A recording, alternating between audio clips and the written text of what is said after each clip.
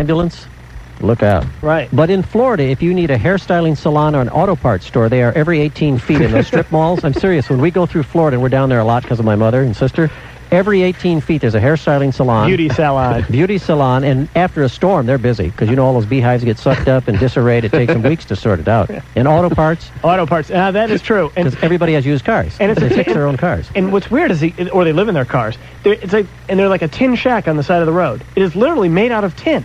Are fireworks illegal down there or legal? Yeah, they're illegal down illegal. there. But you go by these little, like you said, like an auto parts store or even a restaurant. Some of these restaurants, and they're not bad restaurants, literally have, it looks like the Caribbean because you've got tin sheds. Because I figure, hey, what's the worst it can have? First of all, they don't need insulation because it's never cold. And it's just tin, corrugated tin. Right. And then inside is a guy selling you I guess an alternator. Yeah, and everybody changes their own oil. And chatter. They all work in their own cars in Florida because there's a lot of people on the fringe of the economy like my nephew. So his driveway looks like there's more oil in my nephew's driveway than in Iraq. Seriously. Well, he has the car that he's working on. He has the and then he's 63 Chevy. It's always up on blocks, right? He's got the cars working on. No, one car's on blocks, the other one for parts, one for go. Exactly. And they're he two has of the that exact, literally, and he keeps it in his front yard, and I'm not exaggerating. They have the exact same car, too, don't they? Or you have one that's a different color. They try to get it close. But they have the same car so that you can cannibalize one car to keep the other one going. Does he look like that guy from the Victory Auto Wreckers commercial? That exactly watch looks fan, like dirty my nephew, fingernails? David. That's David. Yeah. But David cut off his ponytail about a month ago, so he doesn't look quite the same. Because he sold it for cash. I don't know. He got drunk. He blood and sells his hair for cash. He got drunk and wanted to look. He thinks he looks, quote, swishy now. But I said he actually looks like he's really cleaned up pretty good. I won't look like none of them. But none of his car doors match. This is another phenomenon in Florida. I am not exaggerating. I have 3 members of my family, and they each have 2 cars, and they have 19 different doors. Figure this out. There's like blue, and then it doesn't match at all because they take. My buddy's got one. Look as good as new, Uncle. I don't think so. Uncle. Or they Bondo it until they can paint it the right color. Is it like the movie Vacation when you pull up with Eddie and everybody with the worm? I have met this farm side in of the the back. We have some fun. I have met this They're side nice of the family. kids, really. And he is, well, it's really weird because one of the guys in the family, and it's the same family, is a rocket scientist. Literally, the guy worked on the NASA program, and basically built the guidance system for the space shuttle. But in that same family, you got the guy who is living in the tin shack with the 2 cars, one up on blocks. Well, they're all 3 of them are in trades, as we call it. And one of them deals, this is no exaggeration because of all the storms, he and my other nephew, all they do is plywood. In other words, they board up. Well, they should be rich men. Yep. Well, they make a good day's wage, but it's hot down there. There's a big drawback to working outside in Florida. Yes, it is. Very humid. And it's not a dry heat. It's a horrible heat. If you're doing roofing, about August 13th, there are literally pools of sweat on the concrete floor under these people, under these guys. I think that is why they make all the food down there is real spicy. Because it actually cools you off after you're done eating it. Sweat it all out? Yeah. They do eat a lot. That's what, next to the hairstyling salon and the auto parts store, there's a Mexican fast food restaurant about every block down there. Yeah, Cuban. Down there, it's Cuban. Well, some of the Cuban, chains. and also it's they're the restaurants that you can get to. Again, in these tin shacks, they'll have a restaurant. It's one little old lady, generally, at least in South Florida, it's a Cuban little old lady who's making the most unbelievable food, but it is the most unsanitary-looking thing you have ever seen in your life. She'll be wearing a T-shirt from a radio station that's 3 sizes too small, powder blue. And she's saggy. With the wacky morning team on them, and she has no brassiere underneath. No, it's saggy. And she's back breasts. there. She has the How many teeth? At least one. She's got a hairnet, though, which is always a good look. She's got the hairnet, but she's making the most unbelievably delicious food. It's good eating down there. You don't want to see the kitchen. It's good eating down there. And you also do want to see a bathroom within 6 hours, because you're going to need it for about the following 18 hours. Everything is fried. When we go down there, I take my family out to dinner, and we go buy like 40 plates. There's where we eat now. I said, no, have you got anything we can get broiled fish? Huh? There is a place that I've gone to down there that is a little wood shack right on like an inlet. And literally what happens is the owner of the place has a little speedboat, or a little fishing boat. It looks like a speedboat. It's a fishing boat. He goes out onto the open ocean in this thing that is like, I don't know, 15 feet long. It looks like those fishing boats that you see up in the North Woods with those guys like Babe Winkleman standing on the end of it. This guy goes in the open ocean, and whatever he catches, they serve. Doesn't matter. So you go in, you go, what do you have today? Goodyear tire. Well, the poor people fix that up real nice for you. Exactly. I got some sailfish, and I got some. I got a gangster. I got some groupie. Cook him up real nice. And that's all they got. You go, well, can you make me some shrimp? Didn't get any today. It's whatever they can get and whatever is indigenous to that area. Got lots of snapper. Want some snapper. Roe's right, though, because you think of the big fishing boats, and that's not, the locals can't afford that. My nephew goes out in just a little skiff. I mean, this thing, and he goes out into the ocean because he knows the weather. I don't understand people who do that. He says, Uncle, I know the weather. Well, some night he's not going to come back. I'm telling you, I won't go on Lake Michigan in anything smaller than, like the Wendella. He goes out in a 14-foot fishing boat, tells his wife, he lies and says he's going to be in the intercoastal waterway, it's called. Then they sneak around and they go out on a relatively calm day. A 14-foot boat? Well, he doesn't go out as far as that, but he'll go into the ocean with a 14 or 16-foot fishing boat.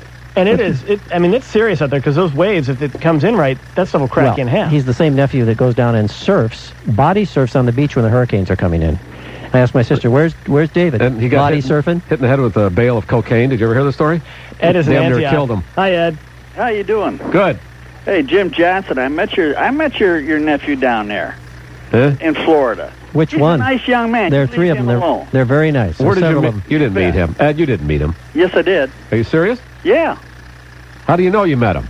Well, because he told me that Jim was his nephew. All right. That's the way you say it, too. Jim's my nephew. Jim's my nephew. Do you remember which one? Because I'm going to see him soon. Now, wait a second. He had 5 teeth. He did not have 4. This. He had 5. Oh, you see now we can make fun. Look. Yeah, let Jim beat up on his own family. I was having fun. I said they're very nice, and they treat me very nice. Oh, my God, they're salt of the nicer earth. people you wouldn't want to meet. Never. Dirtier people you wouldn't want to meet. They're very fastidious, very clean. They shower quite a bit.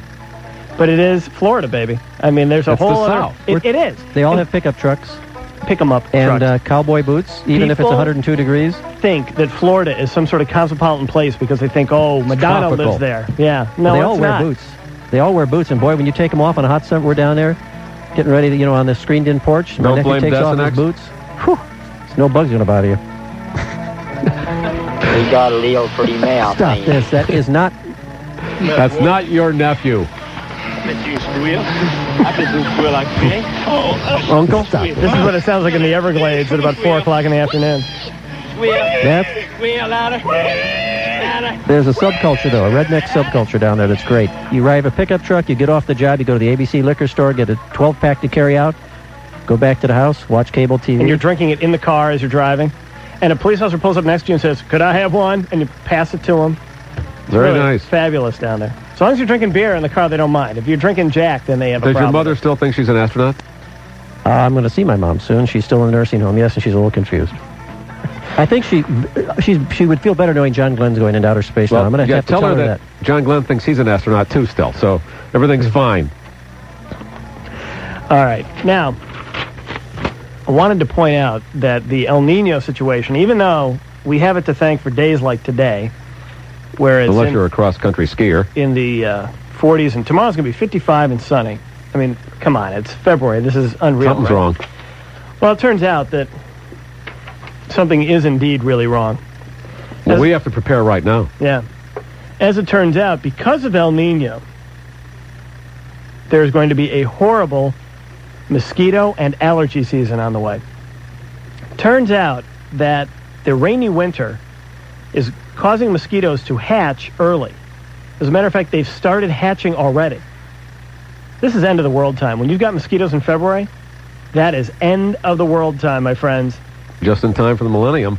It means winter vacation ends on Monday, about a month earlier than usual for the 28 bug sprayers in South Cook County Mosquito Abatement District, according to the Sun-Times today. They'll come back this week and start spraying, said Kian Lim, the district's director and entomologist. I would assume the mosquitoes are hatching now. In a regular, normal winter, we don't see these eggs hatching until mid to late March. Oh, my God. Now, what do? They hatch or they just sit around? They wait. El Nino keeps producing warm, wet weather for Chicago mosquitoes. They're going to be plentiful this spring and summer. Doesn't it look like the grass is getting green already? Yeah, it is, as a matter of fact. I've noticed that. And the trees are budding. Have you seen this? They are really screwed up now. Now, what happens if we get a stretch of Arctic weather in the middle of March, which we could easily do under El Nino conditions? Will they be bare the whole summer then? Yes, I think that means that you'll kill all the trees, won't you? That could kill the mosquitoes in the spare tire water in the backyard. That's where they breed, stuff like that. So that could, if that freezes... Mosquito forecasts are about as good as long-range weather forecasts, said these mosquito experts. But as they're looking at the projections, We're looking for a wetter summer, and this will be very conductive, or actually conducive. Why don't you say conducive? I'll say conducive. Very conductive. Thank you, I Sir put George a T in Schulte. there. Thank you. This is going to be very conductive. All that Florida talk got to me. Very conducive to mosquito generation. So very ugly. We got off. I'm from Wisconsin. You don't worry about that DEET and stuff. You just slather it on. Drink a little. The warm winter will create early broods of the two most common mosquitoes found in Chicago, the Aedes vexin and the Culex pipian. Didn't you drive one of those back in the mid-'80s? This is a typical Flatlander worried about mosquitoes. You Let's grew up just in walk around in Wisconsin? those bee suits. Those big bee suits. The Aedes, a floodwater mosquito, is an aggressive biter that attacks animals and people in backyard settings. Does it look specifically for backyard settings before it attacks people? If you have a big backyard. So if you're walking in the street, he goes, no, you're walking in the street, I don't want you, but backyard, I'm interested in you.